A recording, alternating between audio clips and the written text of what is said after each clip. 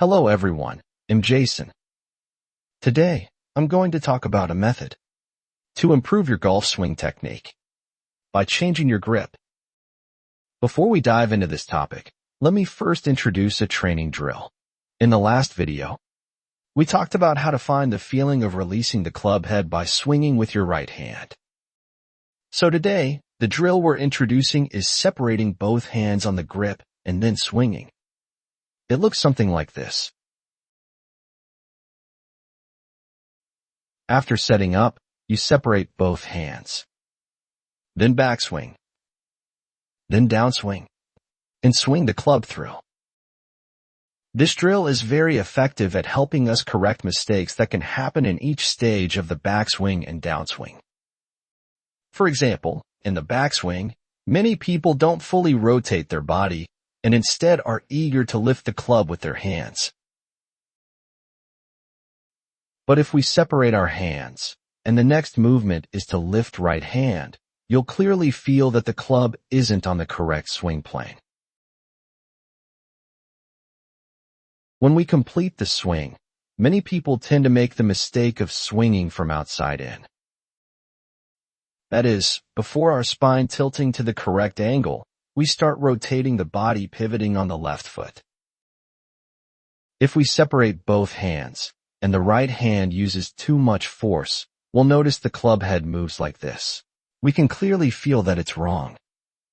And if the body rotates forward as a whole, we'll also find that the swing plane is off. Because once the hands are separated, it magnifies the feeling you normally have when your hands are together. So even a small mistake can be easily noticed.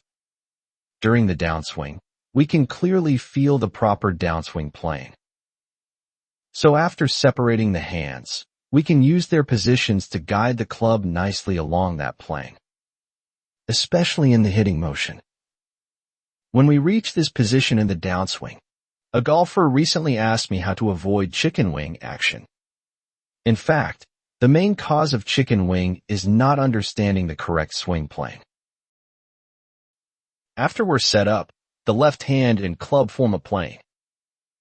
That's the backswing plane, which usually isn't a problem. When we get to this stage of the downswing, it's also okay.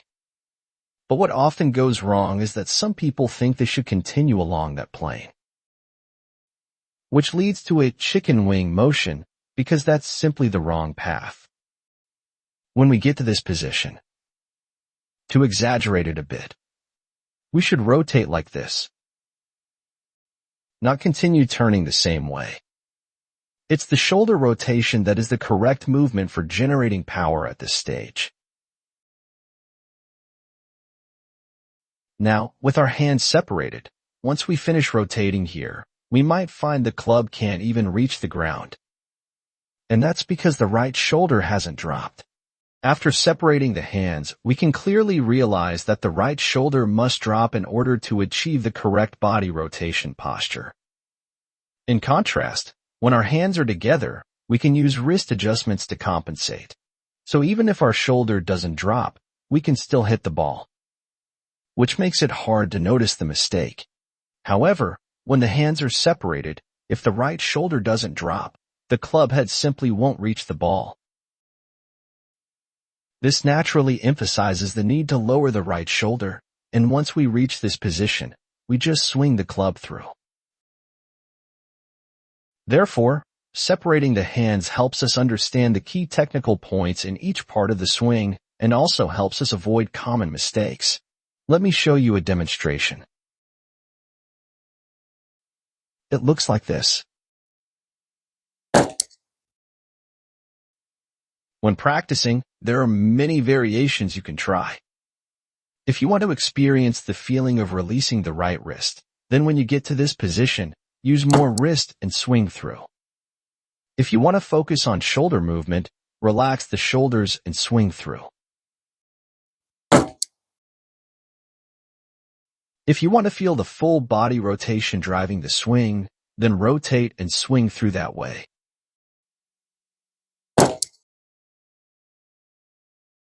So separating both hands is a very effective way to train swinging the ball with body rotation. Now let's return to what we mentioned at the beginning, that changing the way we grip the club can improve our swing technique.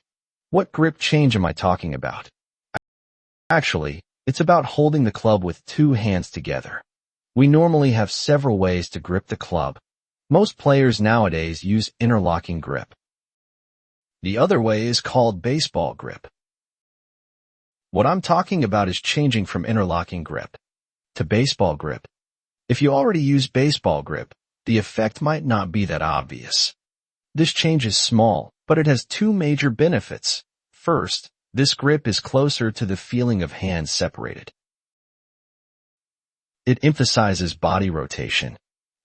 Second, the muscle memory in our cerebellum is very stubborn. When we still use the original grip, even if we try to change our technique, the cerebellum often pulls us back to our old habits. But once we change to a new grip, our cerebellum lets go of the previous memory. Then, when we retrain, we're essentially building a new set of technical patterns. We can start by separating the hands and swing through. Then gradually bring the hands closer, backswing, and swing through again.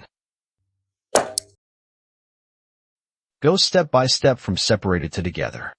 Eventually, we return to using both hands together to hit the ball, completing the full swing.